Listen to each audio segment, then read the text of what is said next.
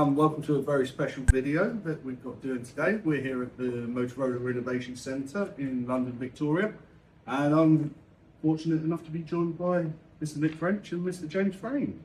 Thank you for sparing some time. Absolute pleasure. Would you like to do a brief introduction? Yeah, absolutely. And again, what a great opportunity this is. And thank you. My name is Nick French. I sit in our expansion team covering Northern Europe and look after primarily everything that's not in the traditional radio portfolio. So expansion includes Wave PTX and body worn cameras, which my colleague James is going to go into. And I'm James Frame. I cover the EMEA region and I'm responsible for all body worn camera sales in the enterprise space. Super. So I think it's pertinent that we start with body worn camera. No disrespect, Nick. People know about Wave. Maybe they're not quite sure on body worn at this moment. So, I mean, James, you've got a couple of devices that are on the table here. Care to explain? Let me quickly run through them. So at the moment in the UK portfolio, we've got 4 cameras. So we have our entry point camera, that's the VT100. Nice straightforward little camera. It's ideal for sort of the retail space. Up to 3 hours of recording. Very straightforward with Wi-Fi capability on board as well. And then our newest camera, which is this one in bright yellow, it does come in black as the main colour, but we've got yellow today, is the V200. The main extra functionality on this camera is it's aimed, again, enterprise retail, but it has the ability to record up to 9 hours of video. It also has a feature called Go Live Audio, which in simple terms is a request for help. So if someone presses the button on the side, it alerts on the back-end software to say someone has a problem, and you can communicate through the camera, through its microphone and speaker, to ask for help. So that's a nice little rugged camera. And then our sort of day-to-day, the VB400, which is a very solid camera, 12 hours of recording. This is aimed very much at main security and policing as an example. This has similar features. It has Bluetooth on board as well, which means it can pair with radios. So if someone presses an SOS on a Motorola radio, it will trigger the camera. It also has GPS on board and also the ability, as do the other cameras, to stream over Wi-Fi. And then the last camera is the V500, and that camera does everything the V400 does, 12 hours, Bluetooth, etc., but has the capability of LTE and 4G, so it allows somebody in a remote site to work away. And that's basically the hardware side of things. Super. So obviously there's a back-end side to this, and we know it as Video Manager. Now there are 2 variants, as we know, on-prem and cloud. Give a few options and differences to them. So, I've mentioned the devices. In some ways the devices are slightly irrelevant because they've got a single purpose, and that's to capture the video and audio. So, they do that very well. But what is important is the back end, as our good man here said. So that's processing the video. So the cameras themselves, they get docked, they offload their video. The important factor is the video is encrypted at all times. So it's encrypted on the camera, it's encrypted in Video Manager, etc., etc. And it means it's a very secure product. And in the world of GDPR regulations, this ensures the end customer will be GDPR compliant by giving them the tools they need.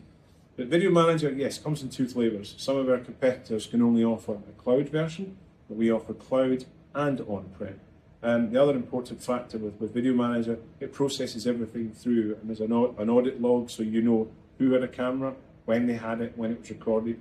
And then if you need to edit video, so it might be of a 10-minute video, but you want to turn that into 2 minutes because that's all you need, Video Manager allows you to do that, but the original file is always kept secure and safe. And it just makes the whole system simple. Managing the devices is also within Video Manager, so you don't have separate software to manage devices. Everything's included in the same element. And customers find Video Manager a very simple product to use depending on the use case. So if they're an admin person, they can look at video. If they're the IT department, they've got their side. Everyone likes this. And then we have the cloud version. So cloud comes into its own, whereby if you've got multiple sites, cloud enables easy connection of those multiple sites. You don't have to worry about putting in VPNs. You don't have to manage servers. So that's an option that's out there for a lot of customers. So there's something for everyone. And the last piece about Video Manager that is different to our competitors as well is our sort of roles. So you have an admin user, you have a camera user. Those roles can be granularly changed and made exceptions. So for example, Dean might be in a position that he looks at only the north, and I look at the south of a business. So you can set up specific admin roles. So it's very flexible, and we refer to, as I say, a granular operation. One last thing, I think, James, just on the cloud side of things, is the AI redaction that comes in when you have the cloud solution. Yes, so that's a new feature that we've recently brought out. It is a cloud-only feature.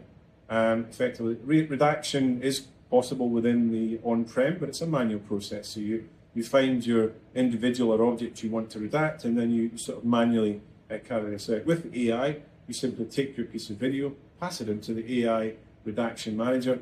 It identifies human heads, human bodies, vehicles, and then it gives them all a number in a simple way. And you can say, right, I wish to redact number 1, or inverse, that's the only one that I show. But it's a nice, simple process. It's not taking the manual process away. It's basically allowing 80% of the work to be done by the AI, but then the human side of it finishes off. And the other piece that sits within that is the capability to transcribe any audio. So if there's any audio, it will transcribe that audio. Brilliant. I mean, I think it's safe to say that this is just cracking the surface of what Video Manager and Body Worn cameras is going to do for Motorola Solutions. But I think that's another story to tell later down the line. Nick, thank you for being patient. Now we have the devices, we have the solution, and now we have the new portal. Yes. It's been a long time coming, but can you give a bit more information on how that's working? Absolutely. I think it's really good in context to look at when Wave was actually launched by Motorola Solutions back in 2019. The investment that's gone into the devices, obviously the TLK25 and the 110 here, has been huge. You've got that device form factor for voice only, through to the application that can be deployed on iOS and Android, and then soon to come a rugged mobile offering as well. So we've got the form factors, and again, this has been a development through the years, and it's a great question about the new portal. The new portal is designed very much to enable the ease of adding subscriptions, adding demo subscriptions, and really managing partners and customers, architectures, users out in the field, really simplifying it, but more importantly, allowing the activation of subscriptions to become almost instantaneous. So again, with this constant evolve in both the investment in the platform and what we've done with the new portal, we're only really progressing more and more. And again, as James said, we're now actually looking at the integration piece around Wave, which is hugely important into the likes of integrating with third-party AI instances, but also into our body worn and fixed camera technologies, which is very much what we're going to be looking to do in the future. I think you just summed it up there. The integration between Wave PTX and Body Worn, which is now there, that has come full circle from where we were back in 2019. We're now able to have that full solution, that full solving for safer solution. And obviously we have devices, you mentioned a rugged device is coming in the future. That'd be great to see. Obviously we don't know what that is yet.